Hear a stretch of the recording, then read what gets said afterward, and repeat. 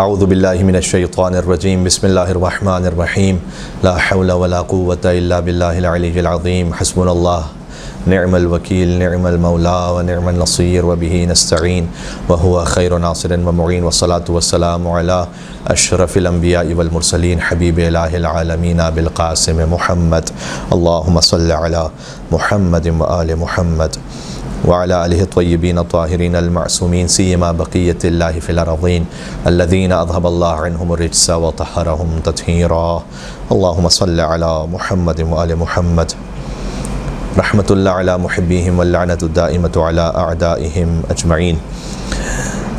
آج کی گفتگو کا موضوع اس شہزادے کے بارے میں ہے کہ جن کا حق ہم شاید اپنی بساط کے مطابق بھی ادا نہیں کر پاتے، یعنی سبط اکبر مولا امام حسن مجتبیٰ علیہ الصلوۃ والسلام، اللہم صلی علی محمد وآل محمد۔ اور یہ بات ہم نے اس لیے عرض کی کہ جو اہل بیت علیہ السلام کا کما حق ہے وہ تو ادا ہو ہی نہیں سکتا، لیکن جو کم سے کم ہماری حیثیت میں ہماری استطاعت میں شاید امام حسن مجتبیٰ علیہ السلام کا وہ حق بھی ہم اس طرح سے ادا نہیں کر پاتے یا نہیں اس پہ توجہ جاتی۔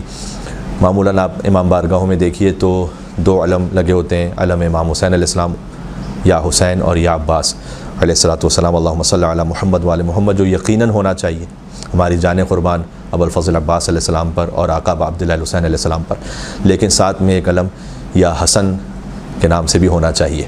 آپ معمولاً دیکھیں گے امام بارگاہوں میں کہ جہاں پر بینرز لگے ہوتے ہیں تو امام حسن علیہ السلام کا بینر آپ کو شاید ہی کہیں نظر آئے۔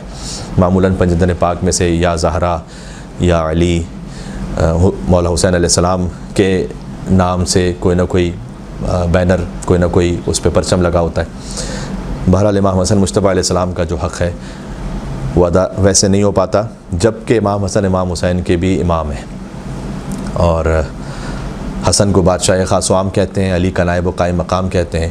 دلیل ایک ہی کافی ہے ان کی عظمت میں کہ انہیں حسین بھی اپنا امام کہتے ہیں۔ اللہم صلی علی محمد وآل محمد۔ اللہ سبحانہ وتعالیٰ نے حضور مکرم سے فرمایا کہ اکرمتک بشبلیک، اے حبیب ہم نے آپ کو شیر کے دو بچوں کے ذریعے سے کرامت عطا کی ہے۔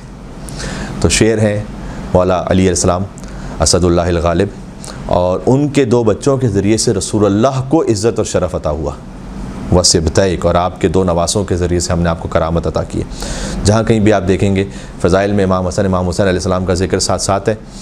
میں آپ کو ایک تشبیہ دے دوں، جیسے حدیث ثقلین ہے نا، حضور نے کہیں پر بھی قرآن اور اہل بیت کو جدا نہیں کیا، انی تارکم فیکم الثقلین کتاب اللہ و عطرتی اہل بیتی، ہر جگہ قرآن و عطرت ساتھ ساتھ ہیں، علی مع القرآن والقرآن مع علی۔ کوئی ایک ایسا موقع نہیں کہ قرآن ہو اہل بیت نہ ہو یا اہل بیت و قرآن نہ ہو، ویسے ہی سمجھ لیجئے جیسے قرآن و اہل بیت ہمیشہ ساتھ ہیں ویسے ہی حسن و حسین ہمیشہ ساتھ ہیں علیہم السلام۔ اور اگر آپ امام حسن علیہ السلام کی شہادت سے پہلے کے یعنی 50 ہجری کہ سن سے پہلے کے واقعات کو یا خطبات کو یا کلام کو دیکھیں اور آپ نام اس میں سے نکال دیجئے تو آپ فرق نہیں کر سکتے کہ یہ امام حسن نے فرمایا یا امام حسین نے فرمایا، کیونکہ اتنا مشترک کلام ہے، اور یہ واقعہ امام حسن کا ہوگا یا امام حسین کا ہوگا، اس لیے کہ جو امام حسن کا واقعہ ہے وہی امام حسین کا بھی ہے، اور جو حسین کا ہے ویسے ہی امام حسن علیہ السلام کا بھی ہے۔ تو آج ہم چاہتے ہیں کہ اپنے طور پر ایک خراج عقیدت نذرانہ عقیدت پیش کریں مولا کی خدمت میں جو ہماری اوقات اور حیثیت کے مطابق ہے۔ آف لیٹ ایک اچھا کام بھی ہوا، امام حسن علیہ السلام کی سیرت پر آغا جعفر مرتضیٰ آملی صاحب لبنان کے عالم دین ہیں، انہوں نے 10 جلدوں پر امام حسن مجتبیٰ علیہ السلام پر کتاب لکھی، اور آپ امام کی زندگی کو 3 حصوں میں تقسیم کر سکتے ہیں۔ بچپن جو رسول اللہ کے ساتھ حضور کی رسالت میں گزرا ہے، پھر نوجوانی اور جوانی ہے جو اپنے بابا کی امامت میں انہوں نے گزاری ہے امام حسن علیہ السلام نے، اور پھر ظاہری حیات کے آخری 10 سال ہیں جو خود مولا کا زمانہ امامت ہے، جہاں ریحانت الرسول کی دوسری فرد امام حسین علیہ السلام بھی ان کے ساتھ ہیں۔ تو یہ 3 حصوں میں بنیادی طور پر زندگی تقسیم ہو سکتی ہے۔ ایک طائرانہ نگاہ ڈالیں گے، کچھ درس حاصل کرنے کی کوشش کریں گے۔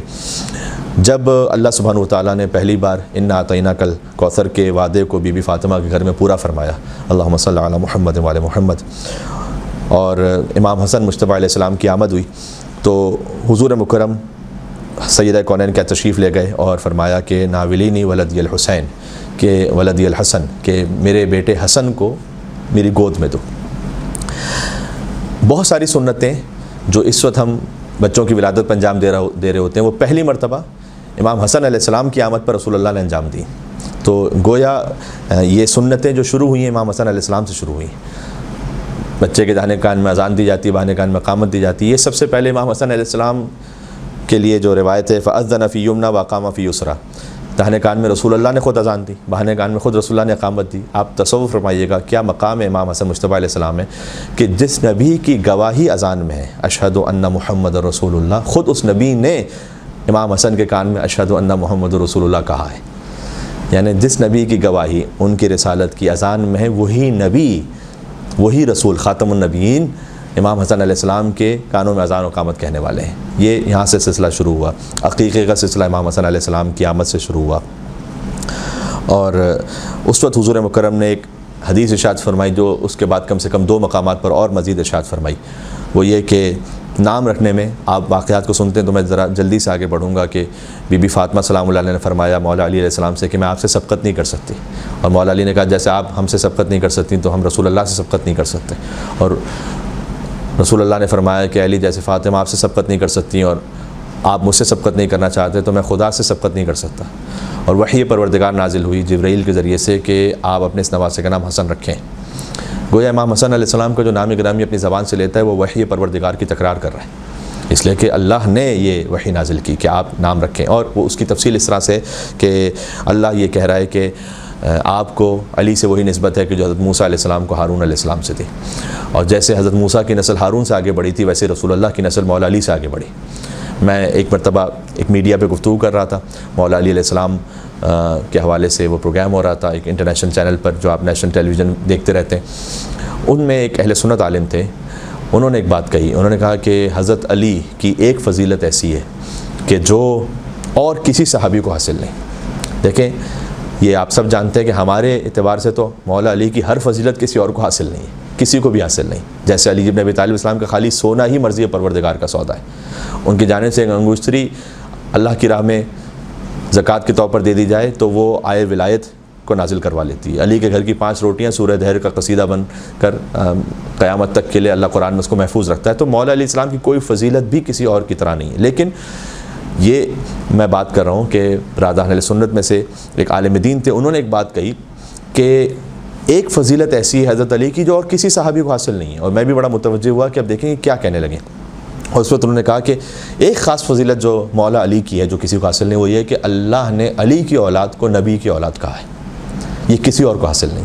یعنی رسول اللہ کی جو نسل آگے بڑھی ہے وہ امیر المومنین علی بن ابی طالب السلام کے ذریعے سے آگے بڑھی، جس کی پہلی فرد امام حسن مجتبیٰ علیہ السلام ہے۔ اللہم صلی علی محمد وعلی محمد۔ اس وقت وحی یہ نازل ہوئی کہ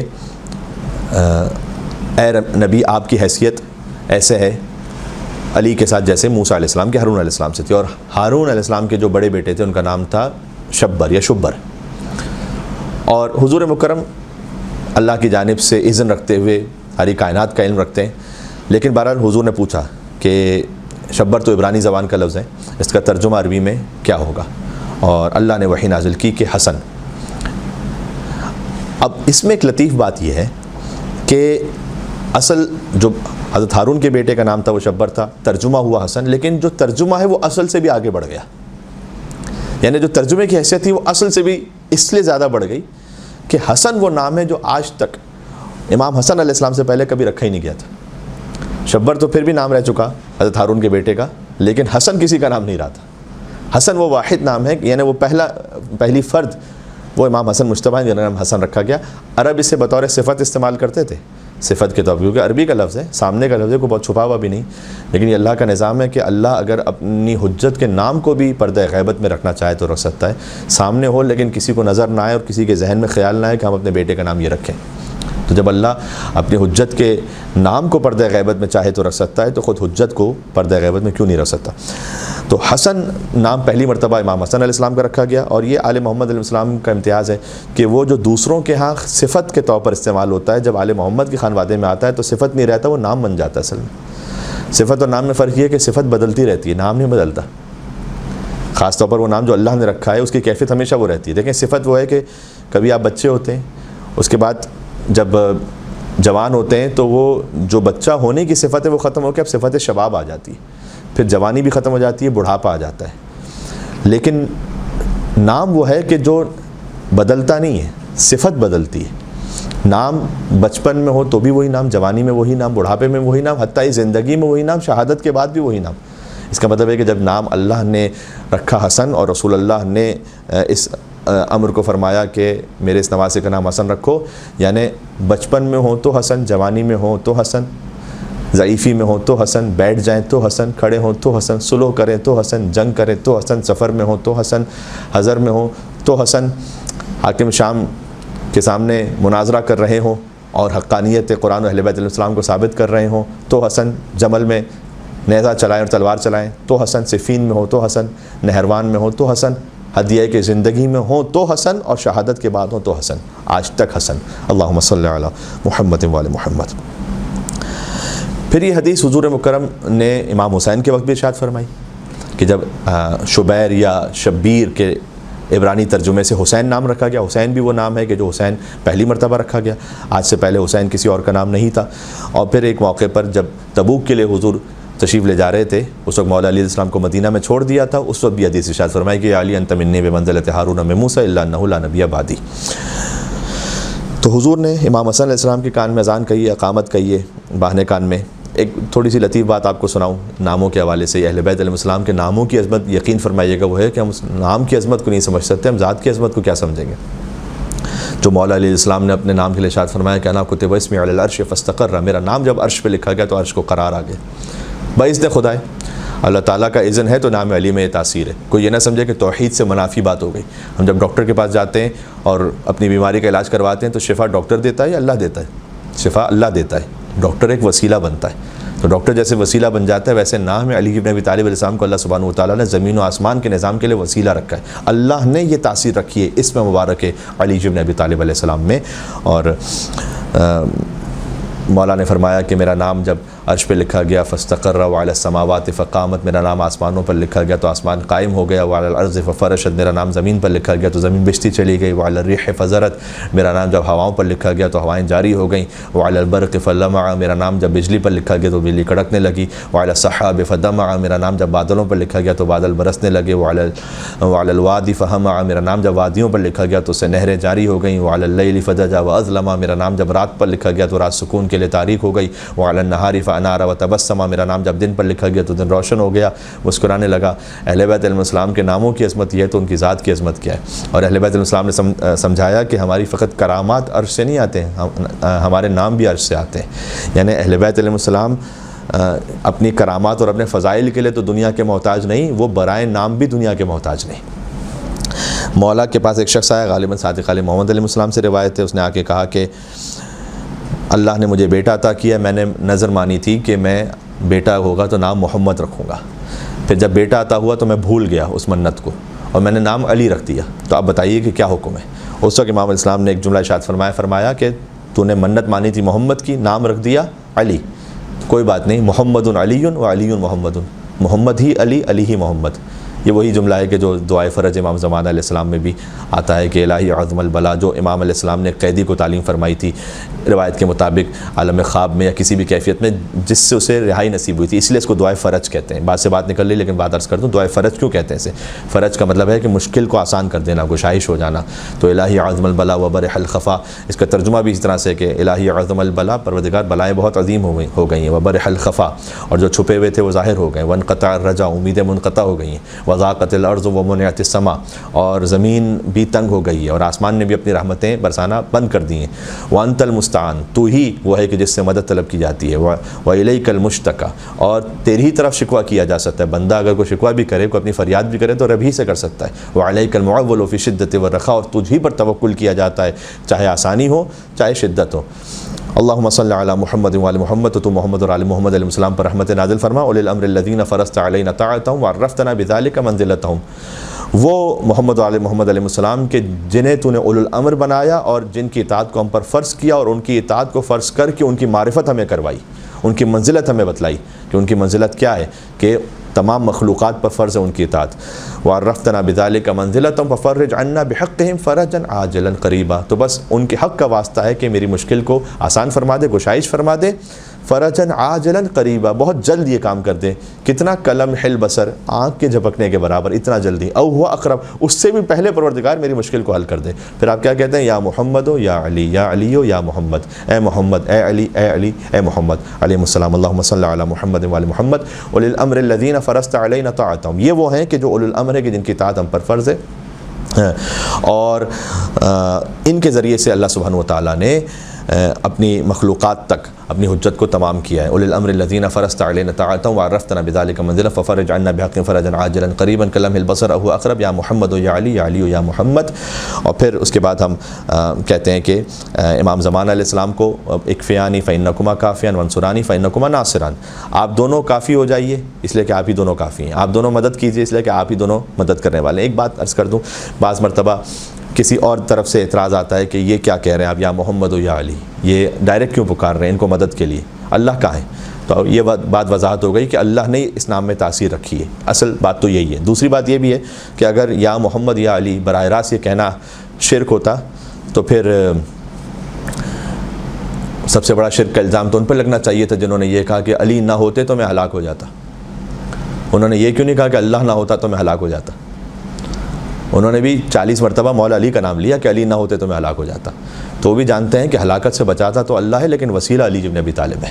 تو یہ تو بزرگوں کی سنت رہی ہے، اور ہم بھی یہ کہتے ہیں کہ آپ دونوں کافی ہو جائیے اس لیے کہ آپ ہی دونوں کافی ہیں، آپ دونوں نصرت کیجئے اس لیے کہ آپ ہی نصرت کرنے والے ہیں. پھر یا مولانا یا صاحب الزمان اللہم صلی علی محمد وعلی محمد.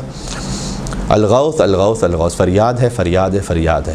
ادرکنی ادرکنی ادرکنی، مدد کیجئے میری مدد کیجئے میری مدد کیجئے. الساعہ الساعہ الساعہ، اسی لمحے اسی لمحے اسی لمحے. العجل العجل العجل، فوراً اور فوراً اور فوراً. یا ارحم الراحمین بحق محمد وآلہ الطاہرین اللہم صلی علی محمد وآلہ محمد. خود ہی امام زمانہ علیہ السلام کی دعائی، تو میں ایک بات آپ سے کہوں، ہر امام نے امام زمانہ علیہ السلام کا ذکر کیا ہے. یہ ایک بڑا لطیف موضوع ہے کہ ہر امام کی آپ کو خالی حدیث کبھی بتلائی جائے کہ ہر امام نے امام زمانہ کے بارے میں کیا کہا. رسول اللہ نے کیا کہا امام زمانہ علیہ السلام کے بارے میں، بی بی فاطمہ سلام اللہ علیہ نے کیا فرمایا، مولا علی نے فرمایا واشوقاہ الی رؤیتہ، کاش میں دیکھوں اپنے مہدی کو علیہ الصلوۃ والسلام. امام حسن علیہ السلام نے، امام حسین علیہ السلام، ہر امام نے ذکر کیا امام زمانہ علیہ السلام کا. تو اس وقت چونکہ موضوع گفتگو امام حسن مجتبیٰ علیہ السلام کی ذات گرامی، امام حسن مجتبیٰ نے کیا فرمایا امام زمانہ کے لیے، یہ بات آ گئی تو میں آپ کی خدمت میں عرض کر دوں. جب مولا حسن علیہ السلام نے حاکم شام سے سلو کی تھی تو بعض شیعوں ہی نے امام پر ملامت شروع کر دی، نعوذ باللہ من ذالک. یہ بڑا دردناک باب ہے امام حسن علیہ السلام کی تاریخ کا کہ خود شیعہ وہ تحمل نہیں کر سکے تھے. اور یہ وسعت ظرفی جب تک ہم نے یہ تسلیم، یہ زیادہ صحیح لفظ ہے، جب تک ہم نے امامت کے لیے پیدا نہیں کی نا، میں تو دعا کرتا ہوں کہ اللہ تعالیٰ مجھے توفیق دے کہ جب حضرت حجت تشریف لائے نا تو واقعاً ہم تسلیم ہو سکے ان کے سامنے. ورنہ پتہ نہیں کہاں کہاں کون کس کس کے دماغ میں کیا کیا اعتراض آتا رہے کہ امام یہ کیوں کر رہے ہیں تو وہ کیوں نہیں کر رہے. اور یہ کوئی نئی بات نہیں، اس لیے کہ امام حسن مجتبیٰ علیہ السلام کے ساتھ ان کے قریب میں خیمے میں رہنے والے آنے جانے والے، انہوں نے کن کن الفاظ کے ساتھ امام حسن مجتبیٰ علیہ السلام کو یاد کیا میں یہاں سے کہہ بھی نہیں سکتا. تو انہوں نے ملامت شروع کر دی، اور ملامت کی وجہ کیا تھی؟ وہ یہ کہہ رہے ہیں کہ آپ کے باپ نے جس سے جنگ کی تھی صفین میں، تقریباً 10,000 کے قریب شہید ہیں مولا علیہ السلام کے لشکر سے. یعنی آپ کے باپ نے جس کے خلاف جنگ کر کے 10,000 افراد کو شہید اپنی شہادتیں پیش کی، اسی سے آپ سلو کر لیں گے. یعنی باپ نے جنگ کی تھی اور آپ سلو کر رہے ہیں. اگرچہ کہ امام نے بھی فوراً پہلے سلو نہیں کی تھی، امام نے بھی جنگ ہی کے ارادے سے نکلے تھے، لیکن اختتام سلو پر ہوا. لیکن بہرحال امام علیہ السلام نے سلو کی. تو یہ برداشت نہیں ہو رہا تھا لوگوں سے. یہ بعض مرتبہ آپ کو ظاہر میں ایک امام ایک عمل انجام دیتے ہوئے نظر آئیں گے، ایک امام دوسرا عمل انجام دیتے ہوئے نظر آئیں گے. ہر ایک کا جو مقصد ہے وہ ہے اللہ سبحانہ وتعالیٰ کی سب حجت ہیں قربتاً اللہ، اللہ سبحانہ وتعالیٰ کی رضا ہے. لیکن ظاہر میں حالات کے اعتبار سے، جگہوں کے اعتبار سے امام علیہ السلام کے ظاہر میں جو عمل ہے وہ مختلف ہو سکتے ہیں. ایک امام جو مدینہ میں ہو سکتا ہے ان کا عمل مختلف ہو اس امام سے جو مشہد میں، وہ امام جو مشہد میں ہے ان کا عمل ان سے مختلف ہو وہ امام کے جو سامرہ میں، ان کا عمل مختلف ہو ان امام سے کہ جو بغداد میں، کیونکہ حکومتیں بدل گئیں، حالات بدل گئے.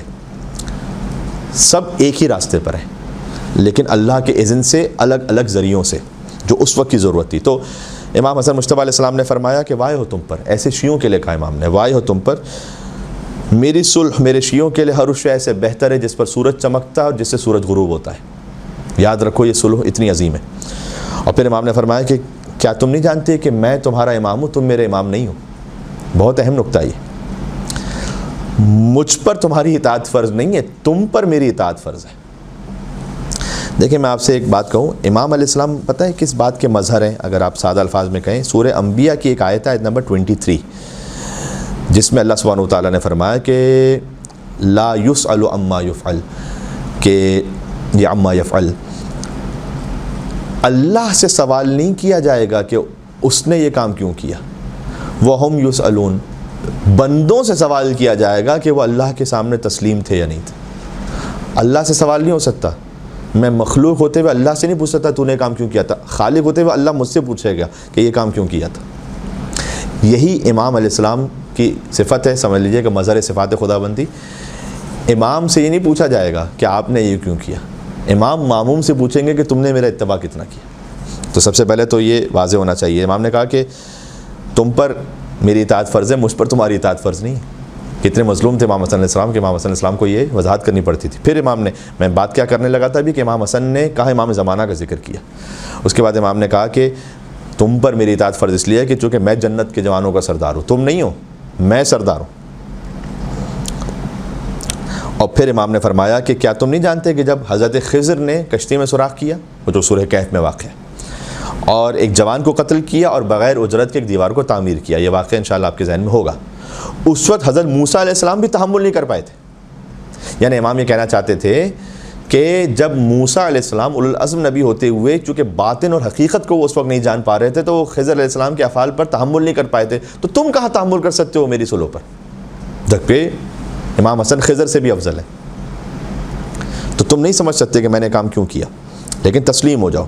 اس کے بعد امام علیہ السلام نے ایک بات ایسی کہی کہ میں بھی یہاں بیان نہیں کروں گا، شاید اس لیے کہ آپ بھی اکثر ہم میں سے تحمل نہ رکھتے ہوں کہ والی بات سنیں، وہ میں اسکپ کر دیتا ہوں، آگے بڑھتے ہیں۔ بہرحال پھر امام علیہ السلام نے ذکر کیا کہ ایک ہمارے قائم آئیں گے، اللہم صلی علی محمد وعلی محمد، جن کی پشت پر عیسیٰ نماز پڑھیں گے، جو میرے بھائی حسین کی نسل سے ہوں گے۔ بہت امپورٹنٹ ہے اس لیے کہ بہت سے مسلمان یہ کہتے ہیں کہ امام مہدی علیہ السلام امام حسن کی نسل سے وہ کہتے ہیں، اور اس وجہ سے نہیں کہ ان کو امام حسن سے بڑی محبت ہو گئی ہے، اس لیے کہ اگر آپ امام حسن علیہ السلام کی نسل سے کہیں تو پھر آپ یہ کہہ سکتے ہیں کہ پتہ نہیں امام حسن کی نسل میں سے کب آئیں گے، وہ ابھی زندہ ہیں یا نہیں، ان کی ولادت ہوئی یا نہیں ہوئی۔ امام حسین کی نسل سے جب آپ عصمت کے سلسلے میں مانیں گے، اس کا مطلب ہے کہ آپ کو یہ ماننا پڑے گا کہ اگر وہ حسن عسکری کے بیٹے ہیں تو پھر اگر امام مہدی کو امام کہہ رہے ہیں تو پھر حسن عسکری کو بھی امام مانو، پھر ان سے پہلے علی نقی علیہ السلام کو بھی امام مانو، ان سے پہلے امام محمد تقی علیہ السلام کو بھی امام مانو، یعنی امام مہدی کی امامت آپ کو پہنچا دے گی مولا علی کی امامت تک، اس لیے حسین کے سلسلے سے ہیں، اس لیے اس بات پر بڑا اصرار ہے کہ وہ حسین کے سلسلے سے ہیں جو اللہ سبحانہ و تعالیٰ نے رکھا۔ یہ خود امام حسن نے فرمایا کہ میرے بھائی حسین کی نسل سے ہوں گے امام مہدی علیہ السلام، جن کی ولادت پوشیدہ رکھی جائے گی لوگوں سے، جن کی غیبت طولانی ہوگی، جب وہ ظاہر ہوں گے تو 40 سال سے کم کے نظر آ رہے ہوں گے، جبکہ ہزاروں سال امام کی عمر ہوگی، لیکن 40 سال سے کم نظر آ رہے ہوں گے، اس لیے کہ اللہ نے اس بات کا اظہار یوں کیا ہے کہ انہ علی کل شیء قدیر، اللہ ہر شے پر قدرت رکھتا ہے۔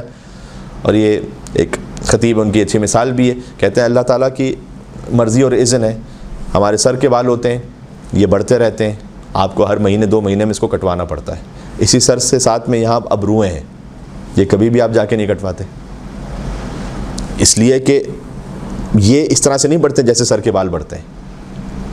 تو اللہ آپ کے چہرے ہی میں بالکل قریب قریب کے بالوں میں سے بھی کچھ میں اضافہ کر دیتا ہے، کچھ اسی جگہ رہتے ہیں، اللہ کا اذن ہے، وہی خوراک آپ کھا رہے ہیں، وہی آپ کی جلد ہے، وہی گوشت، وہی خون ہے، سب کچھ وہی۔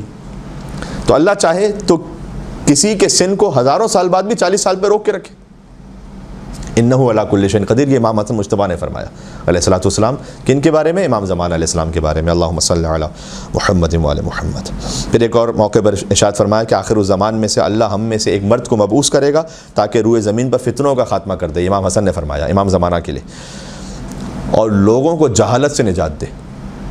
یہاں جہالت سے مراد ہے کہ اپنے امام وقت کو پہچانے، جہالت سے مراد فقط یہاں پر IT اور AI نہیں ہے، یہ جو جہالت ہے یہ ہماری عقل خود دور کر دیتی ہے، اگرچہ کہ وہ بھی روایت ہے کہ جب امام زمانہ علیہ السلام تشریف لائیں گے تو علم کے جو 27 حروف ہیں ان میں سے خالی 2 ظاہر ہوئے ہوں گے امام زمانہ کے ظہور کے وقت، یعنی حضرت آدم سے لے کر انسان ترقی کرتے کرتے 2 حرفوں تک پہنچا ہوگا. آج بھی 2 حرفوں تک ہم نہیں پہنچے, چاہے کتنا اسپیس سائنس میں آگے بڑھ گئے, میڈیکل سائنس میں آگے بڑھ گئے, میں نے کہا AI آ گیا, پتہ نہیں ہے بعد میں کیا کچھ آنے والا ہے, لیکن ابھی تک چونکہ امام علیہ السلام کا ظہور نہیں ہوا تو ہم 2 حرفوں تک بھی نہیں پہنچے ابھی.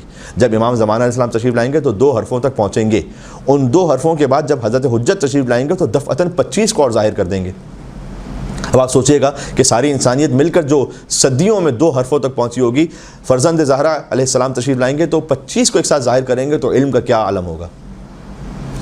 تو وہ جہالت بھی امام دور کر دیں گے, اور پھر اس کے بعد لوگ پہچانیں گے اپنے زمانے کے امام کو. تو امام حسن مجتبیٰ علیہ السلام نے فرمایا کہ جب ہمارے قائم آئیں گے اللہم صلی علی محمد و علی محمد, تو سب اہل زمین ان کے سامنے تسلیم ہوں گے, وہ جہالت کو دور کر دیں گے, اور ان کی حکومت میں سکون اطمینان سے ہوں گے. زمین اپنے نباتات کو ظاہر کر دے گی, آسمان سے اور برکتیں نازل ہونے لگیں گی, اور وہ 40 سال تک مشرق و مغرب میں حکومت کرتے رہیں گے. اب اس 40 کے عدد سے کیا مراد ہے, یہ کثرت کے لیے یا لٹرل میننگ میں, اس کو کسی اور موقع کے لیے رکھتے ہیں. پھر فرمایا امام حسن علیہ السلام نے کہ خوش نصیب ہیں وہ افراد جو زمانے کو درک کر لیں اور حضرت مہدی کی باتوں کو سن رہے ہوں. انشاءاللہ اللہ تعالیٰ میں زمانہ ظہور دیکھنا نصیب فرمائے. صلوات بھیجیے گا اللہم صلی علی محمد و علی محمد.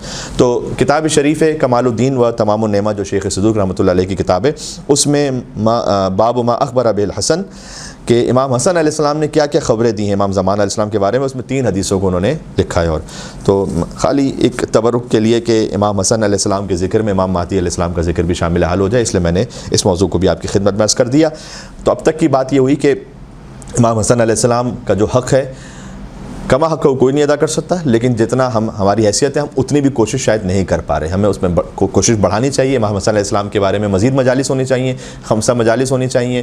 ان کا جشن خود آپ دیکھیے گا, 3 شعبان المعظم کو جو عظیم الشان جشن ہوتا ہے, 15 رمضان کو ویسا ہوتا ہے کیا؟ اب میں یہ نہیں کہنا چاہ رہا کہ جو 3 شعبان کو ہو رہا ہے وہ بند ہو جائے, نعوذ باللہ. میں کہہ رہا ہوں جو 3 شعبان کو ہو رہا ہے وہ 15 رمضان کو شروع ہو جائے. 15 رمضان المبارک کو حق امام حسن علیہ السلام یہ ہے کہ 1 2 3 دن جس طرح سے مسلسل امام حسین علیہ السلام کا جشن ہم کرتے ہیں, ویسے ہی امام حسن علیہ السلام کا جشن کریں, اہتمام کے ساتھ, پورے انہی بھرپور محفلوں کے ساتھ انشاءاللہ, جس میں شاعر اہل بیت کا خیال رکھا جائے وہ محفل ہو. خود حضور مکرم نے فرمایا کہ میری ہیبت کا وارث حسن ہے اور جود و کرم کا وارث حسین ہے. البتہ یہ ہے کہ تمام چیزوں کے تمام ہی ائمہ وارث ہیں, لیکن جو اظہار امام حسن سے ہوا وہ رسول اللہ کی ہیبت کا ہوا, اور جود و کرم رسول اللہ کا, اس کا اظہار امام حسین علیہ السلام سے ہوا. میں نے عرض کیا تھا جہاں گفتگو شروع ہوئی تھی کہ 3 حصوں میں تقسیم کر سکتے ہیں زندگی. ایک جو اپنے نانا رسول اللہ کے ساتھ گزری جو 8 برس تک کا سن ہے, پھر اس کے بعد جو اپنے بابا مولا علی علیہ السلام کے ساتھ گزری ان کی امامت میں, اور پھر آخری زندگی کے 10 سال خود کی امامت کا زمانہ تھا جس میں امام حسین علیہ السلام ان کے ساتھ شریک ہیں. یہ 3 حصے, ان میں سے ابھی پہلے حصے پہ تھوڑی سی بات ہوئی, اور ہم نے ایک موضوع جب ہمارا نکلا تو ہم نے یہ بات بھی کی کہ امام حسن علیہ السلام کے نام سے بات نکلتے نکلتے یا محمد و یا علی پر آئی, اور پھر ہم نے یہ بات عرض کی کہ دعائے فرج میں جیسے کہ یا محمد و یا علی کہا جاتا ہے, تو اس ذریعے سے ہم نے ایک استفادہ کر لیا کہ امام حسن نے امام مہدی کے لیے کیا کچھ ارشاد فرمایا, تاکہ ہمارے زمانے کے امام ان کے بارے میں ہمیں علم ہو سکے کہ امام حسن مجتبیٰ علیہ السلام نے کیا ارشاد فرمایا. اب تک کی یہ باتیں ہو گئیں. آپ سمجھ لیجئے کہ بس جب امام حسن علیہ السلام کی آمد ہوئی, رسول اللہ نے جب نام رکھا, تو پھر 8 سال تک رسول اللہ صلی اللہ علیہ وسلم امام حسن کا قصیدہ ہی پڑھتے رہے. کبھی انہیں جنت کے جوانوں کا سردار کہا, کبھی اپنی شبی کہا, کبھی اپنی نانی خدیجۃ الکبریٰ کی شبی کہا. امام حسن علیہ السلام کو شبی قرار دیا گیا, بی بی خدیجہ الکبریٰ سلام اللہ علیہ کی شبی کے. سبحان اللہ, اللہم صلی علی محمد و علی محمد. اور کبھی عقل مجسم کا, یہ بڑی اہم بات ہے. فرمایا لو کان العقل شخصا لکان الحسن, اگر عقل کسی انسانی صورت میں آ جائے مکمل تو وہ حسن ہے. اللہم صلی علی محمد و علی محمد. اس کا مطلب یہ ہے کہ حضور نے جو فرمایا, ظاہر ہے کہ ہر امام ہی اس مجسم صورت میں عقل ہے, لیکن امام حسن علیہ السلام کے لیے خاص فرمایا. اس کی وجہ شاید یہ ہو سکتی ہے کہ بعض بے عقل لوگ صلح امام حسن پہ اعتراض کریں گے, تو جو امام حسن کی صلح پہ اعتراض کر رہا ہے وہ یہ سمجھے کہ وہ عقل پر اعتراض کر رہا ہے, یعنی مجسم عقل جو ہیں امام حسن مجتبیٰ علیہ السلام. عقل کی خصوصیت یہ ہے کہ اللہ تعالیٰ نے عقل کو جب خلق کیا عقل کو, تو کہا آؤ قریب آؤ اقبل, وہ قریب آگے کہا پھر چلے جاؤ پیچھے, وہ چلی گئی. اتنا تسلیم تھا عقل میں کہ اللہ نے کہا کہ میں تجھے اپنی بہترین مخلوق کو عطا کروں گا, اور اس وجہ سے اس مخلوق کو اشرف المخلوقات قرار دوں گا. ہمیں جو اشرف المخلوقات اللہ نے قرار دیا اس لیے کہ ہمیں عقل عطا کی. اگر عقل جو ہماری ایک چھوٹی سی عقل ہے, عقل پورے انسان میں مجسم ہو جائے, وہ حسن ابن علی ہے علیہ السلام. سمجھ لیجئے کہ جس طریقے سے آج کے زمانے میں مومنین کا امتحان غیبت امام زمانہ کی صورت میں لیا گیا نا، کہ ہمارے سامنے امام نہیں ہے، اب ہمیں ان کی ولایت پر ثابت قدم رہنا ہے، ان کی ولایت میں مخلص رہنا ہے، جو کچھ ہم سے کہا گیا ہے غیبت کے زمانے میں ان فرائض کو انجام دینا ہے. تو امام حسن کے زمانے کے مومنین کا امتحان صلح امام حسن کے ذریعے سے لیا گیا، آج کے زمانے کے مومنین کا امتحان غیبت امام زمانہ سے لیا جا رہا ہے. اور امام حسن مجتبی علیہ الصلوۃ والسلام محض عقل، خالص ترین عقل جو اللہ کی جانب سے عطا کردہ ہو وہ مجسم عقل ہے، یہ رسول اللہ نے فرمایا. تو حضور مکرم فضائل پڑھتے رہے. ہاں ایک موقع اس طرح سے ہے کہ حضور مکرم نے اتنے زیادہ فضائل بیان کیے امام حسن اور امام حسین علیہ السلام کے کہ اگر کوئی چھپانا بھی چاہتا تھا تو بالآخر یہ ہوا کہ فریقین کی کتابوں میں یا وہ افراد کے جو امام حسن کو بطور امام اس کیفیت میں نہیں مانتے، 56 حدیثیں آئیں جو مخصوص تھی امام حسن علیہ السلام سے، امام حسن کے فضائل پر. البتہ یہ کہ بعض لوگوں نے کچھ قینچی کی، یعنی یہ کہ کسی حدیث کا ابتدائی حصہ ان کے معاملات سے تھوڑا خلاف جاتا تھا تو اس کو کٹ کر دیا، آخری حصہ لکھ دیا، یا آخری حصہ کو معاملہ تھوڑا سا مشکل کر دیتا تھا تو پہلا حصہ لکھا آخری نہیں لکھا. یہ ہوا حدیث کی کتابوں میں، امام حسن علیہ السلام پر یہ ظلم بھی ہوا ہے. مثلا امام حسن امام حسین پوچھتے رسالت پر سوال ہیں اور نعم الجمل جملکما، کتنا ہی بہترین ہے تمہارا یہ جمل کا لفظ استعمال ہوا یہاں پر، یعنی تمہاری سواری.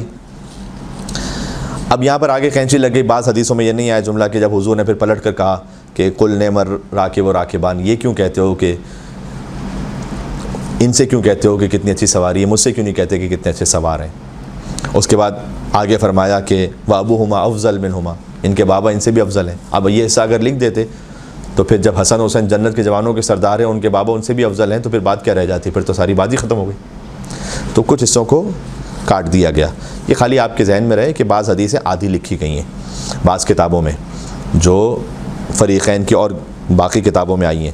مثلا یہ حدیث کہ الحسن والحسین سیدہ شباب اہل الجنہ، اس میں کوئی ڈونیشن اور لوگوں نے بڑھا دیا اپنی طرف سے. وہ کیا بڑھایا کہ بوڑھوں کے سردار یہ ہیں، بوڑھیوں کے سردار وہ ہیں، لیکن مت ماری گئی تھی لکھتے ہوئے بھول گئے کہ جنت میں جو جائے گا فقط جوان ہی ہوگا. ایک موقع ایسا آیا کہ امام حسن علیہ السلام، واقعہ سنا ہوا ہے، خالی میں بلاغت امام حسن پہ بات کر لوں کہ امام حسن علیہ السلام گفتگو فرما رہے ہیں اپنی والدہ سے، جو بیان کیا کرتے تھے کہ نانا نے کیا فرمایا ہے مسجد میں. اور ایک مرتبہ مولا علی علیہ السلام سماعت فرما رہے تھے انہیں، تو اس وقت امام حسن علیہ السلام نے فرمایا 5 برس کے بچے کی بلاغت آپ دیکھیے گا. جو بچہ ہم ظاہری طور پر کہہ رہے ہیں ورنہ امام کائنات ہے، ظاہر ہے کلّا لسانی و کلّا بیانی، میری زبان رک رہی ہے اور میرا بیان کم ہو رہا ہے. کلّا کتاب والے کاف سے، کلّا قرآن والے کاف سے. کلّا بیانی و کلّا بیانی، کلّا لسانی و کلّا بیانی، لعل سیدی یرانی، لگتا ہے کہ میرے سید مجھے دیکھ رہے ہیں، یعنی علی بن ابی طالب علیہ الصلوۃ والسلام. اللہم صلی علی محمد و آل محمد. بات کو ایک حد تک سمیٹوں گا. ایک بات جو ذاتی طور پر تھوڑا سا مجھے تکلیف دیتی ہے، اگرچہ کہ شاید فضائل ہی میں لکھا جاتا ہے، نیک نیتی سے بھی بعض لوگ لکھتے ہوں، لیکن اس سے میسج ادھورا رہ جاتا ہے. امام حسن علیہ السلام کے لکھتے ہیں شہزادہ امن. بالکل شہزادہ امن، تو امام حسین بھی شہزادہ امن ہے. کس نے کہا کہ امام حسن فقط شہزادہ امن ہے؟ میں نے ابھی عرض کیا کہ جب رسول اللہ نے کبھی ان شہزادوں میں جدائی نہیں رکھتی تو ہم کیسے جدائی رکھ سکتے ہیں؟ جہاں امن کرنا اللہ کا حکم ہے وہاں امام حسن بھی شہزادہ امن ہے اور امام حسین بھی شہزادہ امن ہے. جہاں جنگ اللہ کا حکم ہے وہاں امام حسن علیہ السلام بھی شہزادہ جنگ ہی کہوں اور کیا کہوں پھر اس کے مقابل پر. وہ بھی اسی ذوالفقار کے حامل ہیں اور امام حسین علیہ السلام بھی اسی ذوالفقار کے حامل ہیں، کوئی فرق ہی نہیں، ایک ہی بات ہے. تو اس بات کو ذہن میں رکھیے گا کہ خالی امام حسن علیہ السلام کو یہ کہہ کر ہم نہیں کہہ سکتے کہ ایک کو شہزادہ امن کہیں، دونوں کو ایک ہی کیفیت میں آپ شامل کریں گے. دونوں کا مزاج ایک ہے، وہ کیا ہے؟ صبغت اللہ، اللہ کا رنگ. قرآن میں اللہ نے کہا اللہ کا رنگ، دونوں اللہ ہی کا رنگ رکھتے ہیں. اب میں آپ کو ایک ہی شہزادے سے مثال دوں. اللہ کا رنگ جب تلوار روک لینے میں ڈھلتا ہے تو صلح امام حسن بنتی ہے، اور اللہ کا رنگ جب جہاد بالسیف میں ڈھلتا ہے تو نیزے کی نوک سے فتنے کو ختم کر کے جنگ جمل میں امام حسن علیہ السلام کی ذوالفقار و تلوار بنتی ہے. امام حسن ہی، صلح امام حسن وہ بھی اللہ کا رنگ ہے، اور جمل میں جنگ امام حسن وہ بھی اللہ کا رنگ ہے، کربلا بھی اللہ کا رنگ ہے. تو رسول اللہ نے جب ان دو شہزادوں میں جدائی نہیں رکھی تو ہم کیسے رکھ سکتے ہیں؟ پھر حضور مکرم کے واقعات ان کی زندگی کے امام حسن علیہ السلام کے اور بھی کئی سارے ہیں. آپ واقعات تو ظاہر سماعت فرماتے ہیں. آیہ تطہیر ہے, آیہ مباہلہ ہے, سورہ دہر ہے, سورہ کوثر ہے, سورہ نور کی آیت نمبر 35 ہے, سورہ نور 24واں سورہ, اس میں خاص ایک لفظ کی تعویل امام حسن ہے جو کم بیان ہوتی ہے. یہ تعویل مجموعی طور پر امام حسن علیہ السلام آیہ مودت میں شامل, آیہ مباہلہ میں شامل, آیہ تطہیر میں شامل, وہ تو پنجتن پاک کے ساتھ یقیناً شامل ہے, لیکن ایک خاص لفظ امام حسن کے لیے سورہ نور میں آیا امام کی تعویل کے مطابق. اللہ نور السماوات والارض مثل نورہ کمشکاۃ فیہا مصباح المصباح فی زجاجۃ الزجاجۃ کأنہا کوکب دری یوقد من شجرۃ مبارکۃ زیتونۃ لا شرقیۃ ولا غربیہ یکاد زیتها یضیء ولو لم تمسسہ نار نور علی نور یہدی اللہ لنورہ من یشاء ویضرب اللہ الامثال للناس واللہ بکل شیء علیم. یہ سورہ نور کی آیت نمبر 35 ہے. اللہ زمین و آسمان کا نور ہے, اس کے نور کی ایک مثل ہے جیسے کہ ایک طاق ہو, طاق میں چراغ ہو, چراغ فانوس میں ہو, وہ فانوس روشن ہے ایک شجرہ مبارکہ زیتونیہ سے جو نہ مشرقی ہے نہ مغربی ہے بلکہ صراط مستقیم پر ہے, اور یہ چراغ ہمیشہ اپنی روشنی دیتا رہے گا. یہ شجرہ مبارکہ چاہے تم اسے روشن نہ بھی ہونے دو, اس لیے کہ ایک نور کے اوپر دوسرا نور آتا رہے گا, اور اللہ جیسے چاہتا ہے اپنے نور کی ہدایت کر دیتا ہے, اور اللہ انسانوں کے لیے مثال بیان کرتا ہے. بڑی لطیف اور بہت ہی سمبولک آیت ہے. اس میں امام علیہ السلام نے فرمایا کہ اللہ زمین و آسمان کا نور ہے, اس کے نور کی مثل ہے جیسے دیوار میں ایک طاق یعنی چراغ رکھنے کی جگہ. یہ جو چراغ رکھنے کی جگہ ہے یہ طاق المشکات یا فاطمہ بی بی فاطمہ ہے سلام اللہ علیہ, جہاں نور الہی رکھا ہوا ہے, اور المصباح وہ جو چراغ ہے اس طاق میں وہ حسن ہے. اللہم صلی علی محمد وعلی محمد. یہ چراغ ایک فانوس میں, وہ فانوس امام حسین ہے, یعنی چراغ کی روشنی پھیلتی ہے فانوس سے. تو معمولاً یہ ہوتا ہے کہ ذکر امام حسین ہی میں ذکر امام حسن شامل ہو جاتا ہے. تو اس آیت میں مصباح الہی یعنی چراغ الہی کو کہا گیا, یہ امام حسن مراد ہے یہاں پر. اسی طرح سے سورہ فجر جیسے سورہ امام حسین علیہ السلام کہتے ہیں 89 سورہ قرآن کا, والفجر وليال عشر والشفع والوتر واللیل اذا یسر هل فی ذلک قسم لذی حجر. یہ جو ابتدا میں اللہ سبحانہ وتعالیٰ نے قسمیں کھائی ہیں نا, یہ سورہ امام حسین ہے آخری آیتوں کی وجہ سے. یا ایتها النفس المطمئنہ ارجعی الی ربک راضیۃ مرضیہ فادخلی فی عبادی وادخلی جنتی. لیکن اس کی جو ابتدائی آیتیں اس میں قسم ہے, ایک فجر کی قسم, 10 راتوں کی قسم, جفت کی قسم, طاق کی قسم, پھر ایک رات کی قسم جو گزر رہی ہے. اب اس کا ایک ظاہر ہے, اس کا ایک باطن ہے. ظاہر میں ذی الحج کی 10 راتیں بھی مراد ہیں, بعض نے محرم کی 10 راتیں بھی لی ہیں, اور ایک فجر کی قسم. لیکن اس کا ایک باطن بھی ہے جو امام علیہ السلام نے فرمایا کہ یہاں 14 معصومین علیہ السلام کی قسمیں, والفجر سے مراد قائم آل محمد عجل اللہ تعالیٰ فرجہ الشریف, اللہم صلی علی محمد وعلی محمد. امام زمان علیہ السلام کی قسم والفجر ولیال عشر, اور 10 راتوں کی قسم. یہاں امام حسن مجتبی علیہ السلام کا ذکر ہے. 10 راتوں کی قسم امام نے فرمایا کہ 10 اماموں کی قسم من الحسن الی الحسن, ایک حسن سے دوسرے حسن تک, یعنی مولا حسن مجتبی سے مولا حسن عسکری تک کی قسم. یہ 10 اماموں کا, یہ خاص امام حسن کا ذکر ہے اس قسم میں. اور والشفع والوتر, اور 2 برابر کی ہستیوں کی قسم یعنی علی و فاطمہ زہرا سلام اللہ علیہما کی قسم جو مرج البحرین یلتقیان میں بھی ہے اور والشفع والوتر میں بھی ہے. اور ایک تنہا کی قسم یعنی اللہ سبحانہ وتعالیٰ کی قسم, یا اس کی ایک تنہا مخلوق جو افضل کائنات ہیں حضور مکرم صلی اللہ علیہ وآلہ وسلم کی قسم. اللہم صلی علی محمد وعلی محمد.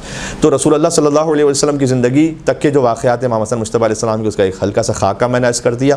پھر میں بس تھوڑا سا اشارہ کر دوں, مولا علی علیہ السلام کی امامت جب شروع ہوئی, یعنی بعد وفات رسول آپ جانتے ہیں سخت ترین حالات تھے, احراق باب فاطمہ سلام اللہ علیہ کا واقعہ پیش آیا, جو کچھ مدینہ میں ظلم ہوا. امام حسن علیہ السلام کے مصائب میں وہ واقعات بھی ہیں کہ امام حسن مدینہ کی خاص گلی سے نہیں گزرتے تھے اپنی والدہ کے مصائب کو یاد کرتے ہوئے. تو امام حسن مجتبی علیہ السلام نے ان تمام واقعات کو دیکھا ہے. لیکن اس موقع پر امام حسن علیہ السلام کا آپ کو باقاعدہ کوئی کلام نہیں ملے گا, اس لیے کہ باپ پر ظلم ہو رہا ہے اور بابا ہی لسان اللہ ناطق ہے, تو بس ان کے سامنے سر تسلیم خم تھے کہ جو بابا کا حکم ہو.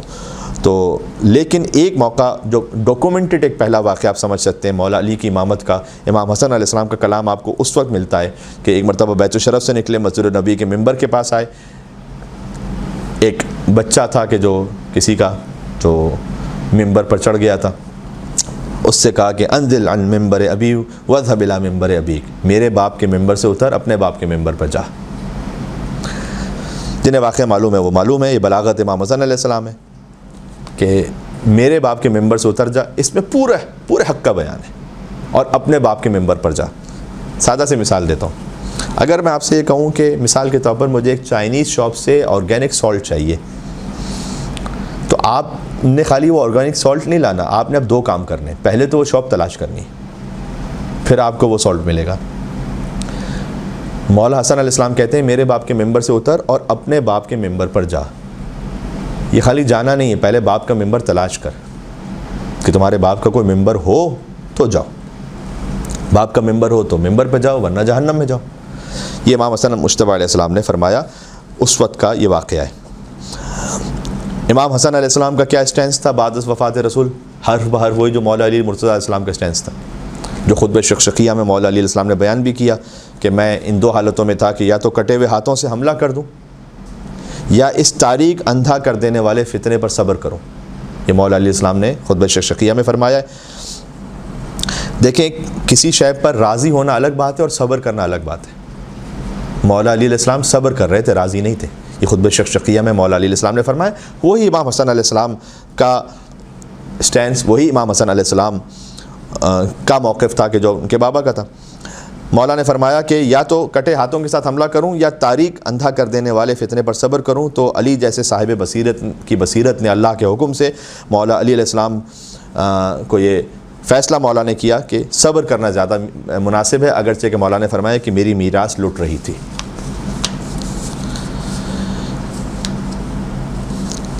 اور پھر مولا علی علیہ السلام کی امامت کے زمانے میں ہمیں جمل کا واقعہ ملتا ہے، جہاں جمل کے فاتح امام حسن مجتبی علیہ السلام، چونکہ وہ واقعہ بہت مرتبہ پڑھا جاتا ہے کہ محمد حنفیہ آگے بڑھے اور وہ اس طرح سے اس لشکر کو نہ چیر سکے جس طرح سے امام حسن علیہ السلام نے کیا، اور پھر اس کے بعد مولا علی علیہ السلام نے تسلی دیتے ہوئے کہا محمد حنفیہ سے کہ بیٹا مقابلہ دو برابر کی ہستیوں کا ہوتا ہے، آپ اپنے آپ کو رنجیدہ نہ کریں کہ آپ وہ کام نہیں کر سکے جو حسن نے کر دیا، اس لیے کہ آپ کا حسن سے کوئی تقابل نہیں، آپ میرے بیٹے حسن محمد مصطفیٰ کے بیٹے ہیں۔ اللہم صلی علی محمد وعلی محمد، سبحان اللہ۔ ایک موقع ایسا ہے کہ جہاں مولا علی نے خط میں امام حسن کو یاد کیا، خط نمبر 6 نہج البلاغہ کا، حاکم شام کے نام ہے۔ اتخوفونی بالحرب، اے حاکم شام تو کیا مجھے جنگ سے ڈرا رہا ہے؟ اب یہ صفین کی بات ہو رہی ہے۔ فواللہ ما بنی امیہ باشد بأسا یوم بدر من بنی ہاشم، سادہ الفاظ میں کہوں تو یاد رکھ کہ بدر کے دن بنی امیہ کی کوئی حیثیت ہی نہیں تھی بنی ہاشم کے سامنے۔ پھر امام نے فرمایا وَإِنِّي أَنَا أَبُو الْحَسَن، یاد رکھ کہ میں حسن کا باپ علی ہوں، یعنی مولا علی علیہ السلام نے اپنے آپ کو نسبت دی مولا حسن مجتبی علیہ السلام سے۔ علی جیسا کل ایمان جس کے باپ ہونے پر فخر کرے وہ بیٹا ہے حسن ابن علی۔ اللہم صلی علی محمد وعلی محمد۔ قاتل عتبہ و شیبہ و ولید، مولا نے فرمایا کہ یاد رکھ میں حسن کا باپ علی ہوں، جو کہ عتبہ اور شیبہ اور ولید کا قاتل ہے۔ بدر میں عتبہ شیبہ ولید، اس طرف سے حمزہ عبیدہ علی۔ تو مولا علی علیہ السلام نے 35 بدر میں مارے تھے، اور جو 70 کل مارے گئے تھے 35 اکیلے علی نے مارے، باقی 35 میں بھی علی شریک تھے۔ تو یہ لہٰذا مولا نے فرمایا کہ عتبہ اور شیبہ ولید کا قاتل بھی میں ہوں، یعنی مولا یہ کہنا چاہتے تھے کہ حسن نے جمل میں اونٹنی کو مارا تھا اور میں نے بدر میں تیرے نانا کے بھائی اور تیرے ماموں کو مارا تھا۔ تو اس خط میں امام علی علیہ السلام نے امام حسن کا حوالہ دیا ہے، ان کے بابا ہونے پر ناز کیا ہے۔ اللہم صلی علی محمد وعلی محمد۔ پھر امام حسن علیہ السلام کی امامت کا اپنا زمانہ ہے، اور اس میں مولا کی صلح ہے۔ میں اس کو کبھی پھر آپ کی خدمت میں یا کوئی بھی عالم دین انشاءاللہ تفصیل سے عرض کریں گے کہ صلح کے 6 نکات کون سے تھے، اس کے کیا کیا اثرات ہوئے، اور اس میں کتنے اعترافات تھے جو صلح کے دوران امام حسن نے لے لیے کہ قرآن و سنت پر حاکم شام عمل کرے گا۔ آپ کہتے اسی کو ہیں کہ جو عمل نہ کر رہا ہو، یعنی اب تک قرآن و سنت پر عمل نہیں ہو رہا تھا، بعد میں بھی نہیں ہوا، لیکن یہ ڈاکومنٹڈ اعتراف ہے ہمیشہ کے لیے، لکھا ہوا اعتراف کہ اس خلافت میں یا اس بادشاہت میں ملوکیت میں قرآن و سنت پر عمل نہیں ہوا، وہ اپنا نائب متعین نہیں کرے گا، جو اس نے کیا متعین۔ تو صلح امام حسن علیہ السلام کے 6 نکات، وہ آپ انشاءاللہ اس پہ ایک الگ گفتگو کا متقاضی، یہ وقت بھی اپنے اختتام پہ تقریباً پہنچ رہا ہے۔ میں اختتام میں چاہتا ہوں کہ چونکہ موقع اور مناسبت ہے، 28 صفر المظفر سے قریب یہ گفتگو ہو رہی ہے، اس لیے چند فقرے مولا کی خدمت میں ان کے مصائب کے حالات میں عرض کر دوں۔ یہ بھی امام حسن کی زندگی کے واقعات ہی ہیں، لیکن مصائب کی کیفیت میں 7 سال کی کم سنی میں ہی سخت ترین مصائب ہیں۔ ابھی نانا کی قبر کی مٹی بھی خوش نہ ہو پائی کہ کچھ لوگ اسی در پر آگ لگانے پہنچے جہاں نانا سلام کیا کرتے تھے۔ امام حسن مجتبی علیہ السلام کے در پر آگ لگانے کے لیے پہنچے، اور میں نے کہا کہ اس وقت امام حسن علیہ السلام گویا خاموش تھے، یہ وہی مظلومیت ہے کہ جیسے سکینہ بی بی سلام اللہ علیہ کوفہ اور شام کے راستوں میں بس چپ رہی نا، وہ بی بی کیا کلام کرے کہ جس کے باپ کا سر نو کے نیزہ پر ہو، جس کے تو بس وہ بیٹا حسن مجتبیٰ کیا گفتگو کرے کہ جس کے باپ کی گردن میں رسی باندھ کر اسے مدینہ کی گلیوں میں لے جایا گیا ہو۔ امام حسن علیہ السلام نے یہ بھی دیکھا کہ ان کے تیسرے بھائی محسن کو کیسے شہید کیا گیا، ایک تو وہ خود ہیں، پھر دوسرے بھائی امام حسین اور پھر محسن، ایک تہائی نسل سادات منقطع ہو گئی۔ پھر امام حسن مجتبیٰ علیہ السلام نے مدینہ کی گلیوں میں وہ قیامت خیز منظر بھی دیکھا جسے امام شہادت تک نہیں بھول پائے، کہ کبھی مدینہ کی خاص گلی سے نہیں گزرتے تھے اس لیے کہ بی بی زہرا وہاں خاک آلود ہو گئی۔ بس اتنا کہا جا سکتا ہے، کچھ مصائب کے الفاظ ایسے ہوتے ہیں آپ زبان سے کہہ نہیں سکتے، جیسے کربلا میں حسین ذوالجناح سے زمین پر گرے، ویسے ہی مدینہ میں مادر امام حسین مدینہ کی گلیوں میں گریں۔ پھر ایک وقت آیا کہ جب 50 ہجری صفر المظفر کا مہینہ زہر دغا دے کر امام کو شہید کیا گیا، کلیجہ کٹ گیا امام کا، ٹکڑے تشت میں گرے، منہ سے خون اگل رہے تھے، لیکن اس وقت بھی فرماتے تھے کہ اے ابا عبداللہ الحسین، آپ کے مصائب جیسا کسی کا دن نہیں ہے، لا یوم کا یوم کا یا ابا عبداللہ، یہ جملہ ہمیشہ آپ نے سنا ہی ہے، امام حسن علیہ السلام نے فرمایا ہے کہ جب 30,000 کا لشکر ہوگا اے حسین اور آپ تنہا ہوں گے، بس ایک قاسم کو آمادہ کیا کہ جو نائب امام حسن بن کر امام حسین کی خدمت میں جان قربان کریں، اگرچہ کہ امام حسن علیہ السلام کی اور بھی اولادوں کا بالخصوص عبداللہ ابن حسن علیہ السلام کا ذکر ملتا ہے کربلا کے واقعے میں کہ وہ بھی حسن کی نیابت میں وہاں پر قربان ہوئے۔ جب ایک بات کہوں گا کہ امام حسن کے جنازے پر تیر برسے، اور آپ نے غریبوں کے جنازے بھی دیکھے ہوں گے، لیکن کوئی جنازہ ایسا نہیں ہوتا کہ جو قبرستان تک پہنچ گیا ہو اور پھر قبرستان پہنچنے کے بعد واپس آیا ہو۔ یہ مظلومیت مخصوص ہے امام حسن علیہ السلام کے لیے۔ لیکن میں نے کہیں تاریخ میں نہیں دیکھا کہ جب نانا کے پہلو میں چونکہ دفن ہونے کی اجازت نہ ملی تو اپنی وصیت کے مطابق پھر جنت البقیع میں لے گئے امام حسین علیہ السلام، امام حسن کا جنازہ۔ میں نے تاریخ میں نہیں دیکھا کہ جب امام حسن کو دفن کر کے امام حسین باہر تشریف لائے ہوں قبر سے، ظاہر ہے کہ قبر میں اتارا ہوگا لاش اطہر کو، تو امام حسین نے فرمایا ہو کہ کمر ٹوٹ گئی، الان انکسر ظہری، اس لیے کہ جب امام حسن کو دفن کر کے باہر تشریف لائے ہوں گے قبر سے تو ابوالفضل عباس نے گلے لگایا ہوگا نا، تو ابھی عباس جیسا بھائی تو ہے، لیکن جب عباس کے لاشے سے اٹھے فرمایا کمر ٹوٹ گئی عباس، اب حسین تنہا رہ گیا، وَشَمُتَ بِعَدُوِّ، اور دشمن تانے دے رہے ہیں عباس۔ اِنَّا لِلَّهِ وَإِنَّا إِلَيْهِ راجعون رضاً بِقضائِك وَتَسْلِيمًا لِأَمْرِك۔ اللہ عز وجل اس ذکر امام حسن علیہ السلام کو اپنی بارگاہ میں قبول و منظور فرمائے۔ اے پروردگار، تو امام حسن علیہ السلام کے وسیلے سے ہمیں دنیا اور آخرت میں ان کی ہمراہی عطا فرما۔ امام حسن علیہ السلام کی قبر مطہر ظاہری طور پر مسمار ہے، ورنہ یہ بھی خود ایک موضوع ہے، بس اتنا یاد رکھیے گا جس شان و شوکت سے آپ امام حسین علیہ السلام کی قبر مطہر پر ان کے روضے پر یا مشہد میں امام رضا علیہ السلام کے روضے پر کہنا زیارت امین اللہ، السلام علیک یا امین اللہ فی ارض و حجتہ علی عباد، اشہد ان السلام علیک یا امیر المومن، اشہد انک جاہدت فی اللہ حق جہاد وعملت بکتاب واتبعت سنن نبی صلی اللہ علیہ وآلہ حتی دعاک اللہ الی جوار فقبضک الیہ باختیار والزم اعداک الحجت مع ما لک من الحجج البالغۃ علی جمیع خلقہ۔ جس اہتمام کے ساتھ آپ زیارت امین اللہ وہاں پڑھیں یا جس اہتمام کے ساتھ زیارت جامع کبیرہ پڑھیں، السلام علیکم یا اہل بیت النبوہ و موضع الرسالہ و مختلف الملائکہ و محبت الوحی و خزان العلم منتہى الحلم و اصول الکرم و قادت الامم و اولیاء النعم و عناصر الابرار و دائم الاخیار و ساست العباد و ارکان البلاد۔ جس اہتمام کے ساتھ آپ کاظمین میں سامر، اسی اہتمام کے ساتھ قبر امام حسن پر، کوئی فرق نہیں، وہی شان و شوکت ہے، وہی رعب اور دبدبہ ہے، وہی جلالت ہے۔